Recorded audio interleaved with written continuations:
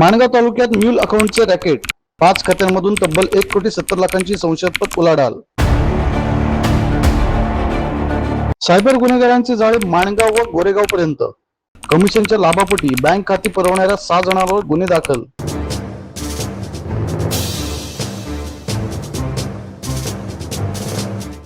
रायगड जिल्ह्यातील माणगाव तालुक्यात सायबर गुन्हेगारांचे एक मोठे आणि धक्कादायक जाळे पसरल्याचा अतिशय धक्कादायक खुलासा झाला आहे.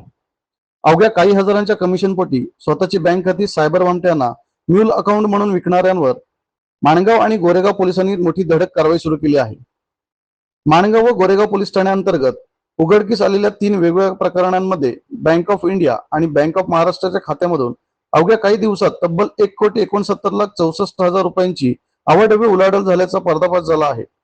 या प्रकरणी दोन्ही पोलीस ठाण्यात मिळून सुबोध सुतार, अरुण नारळे, किशोर जाधव, निर्मल सिंग रंधावा आणि दिनेश साळवी यांच्यासह 6 आरोपींवर गंभीर कलमान्वये गुन्हे दाखल करण्यात आले आहेत. पाहूया रायगडमधील या म्यूल अकाउंट रॅकेटचा विशेष रिपोर्ट. देशभरात digital arrest, part time job, share market, loan app आणि बनावट एपीके फाइल्स पाठवून निष्पाप नागरिकांना लुटणाऱ्या आंतरराज्य सायबर टोळ्यांचे धागेदोरे आता थेट माणगाव आणि गोरेगाव परिसरात पोहोचले आहेत.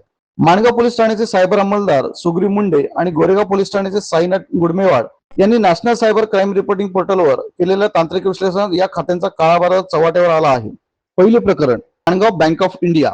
वाडवा इंदापूर येथून सुबोध शिरीष सुतार यांनी बँक ऑफ इंडियाचे आपले खाते पुण्याच्या अरुण नारळे याला कमिशनवर दिले.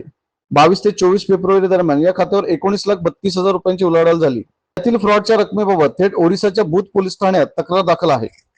दुसरे प्रकरण माणगाव बँक ऑफ महाराष्ट्र. दत्तनगर येथील 59 वर्षीय वृद्ध किशोर दत्ताराम जाधव याने बँक ऑफ महाराष्ट्राचे खाते उमरवली येथील निर्मल सिंग रंधावा याला वापरण्यास दिले. खात्यातून अवघ्या 2 महिन्यात तब्बल 1,47,33,000 रुपयांचा अवाढव्य व्यवहार झाला. खात्यातील फ्रॉडच्या पैशांबाबत छत्रपती संभाजीनगर येथे एफआयआर दाखल आहे. तिसरे प्रकरण bank of India Mangaon. Goregaon police ठाण्याच्या हद्दीतील कविलवाड येथील दिनेश नरेंद्र साळवी याने बँक ऑफ इंडियामध्ये नवीन खाते उघडून ते सुबोध शिरीष सुतार याला सायबर फ्रॉडसाठी वापरण्यास दिले.